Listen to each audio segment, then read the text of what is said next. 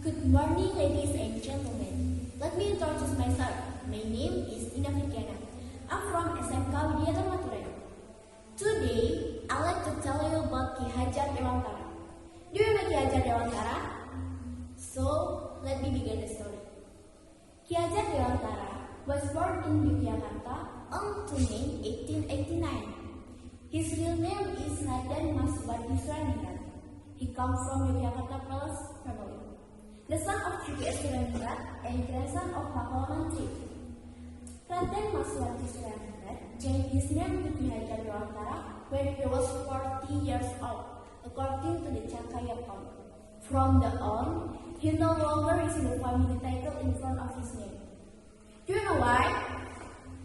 Because he can be free to be close to the people, but by city and in heart. He was a polite, simple, and never-headed figure, even though he was a noble descendant. Hajar Dewantara still interacted with the lower class people and Christian in giving his hand to those in need. Hajar Dewantara was raised in Yogyakarta Palace environment. He was an activist for Indonesian independence movement, colonialist politician, and a pioneer of education for Indonesian natives from the Dutch colonial era. Hajar Dewantara attended ELS, or European Legal School, an online study school during the Dutch era. Then he continued his studies at Stovia, or Sekolah Medistra, a medical school for natives in Batavia. Now, we know as Jakarta, but did not graduate to Hajar Dewantara worked as writer for various well-known newspapers at the time, such as Kaum Muda, Medan Java, Pusara, and etc. He was writing were known for their success with anti-colonial spirit. Hajar Dewantara's famous writing is If I Were a Dutchman. I was published in Illustrated Express newspaper on 1913. After writing the book, Hajar Dewantara was exiled to Bangka Island. However, Cipto Mangunkusumo and George Staples protested against it. But in the end, the children were exiled to Netherlands. These three figures were known as Tiga Serangkai. In Netherlands, Hajar Dewantara was an active member of an organization for students from Indonesia, namely Indonesian Association.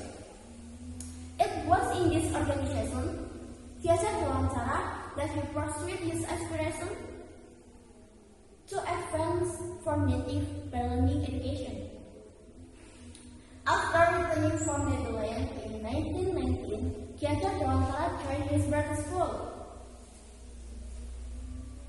Hajar Dewantara worked experiments, one of them establishing a university park student, or National Underweight Institute Taman Siswa, for indigenous people on 3 July 1922.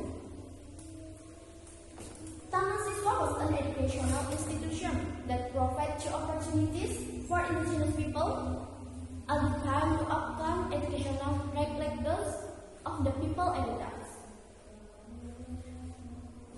For his service, Hajar Dewantara awarded the title as Father of National Education in 1959. Hajar Dewantara got 3 mottos for Indonesian education. Ingat Saus Tulodo, or in front of being a disciple. It means in front of we must be a good role model and example to those around us. Untuk Ingatnya Mengangkat, or in the middle of building enthusiasm. It means in the midst we must be able to arouse enthusiasm. And the last is the Puri Harian, or behind giving a person. It means we must be able to encourage from behind.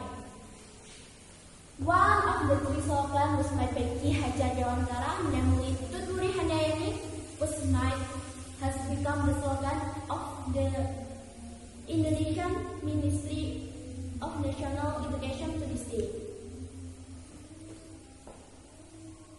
That's for a short story about Hajar Dewantara. In today's era, as well as many heroes for education, who are they?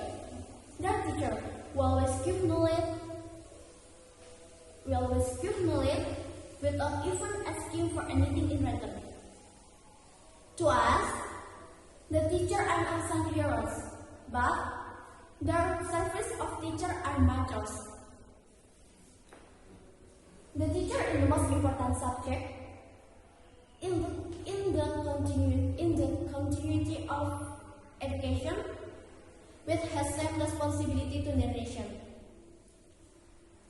Without teacher or educators, it's difficult to imagine how education can work and be applied.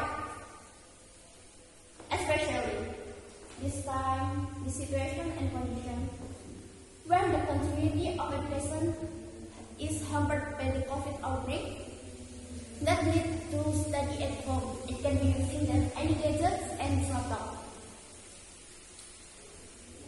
Nowadays, the teacher as an informator or facilitator is needed by students.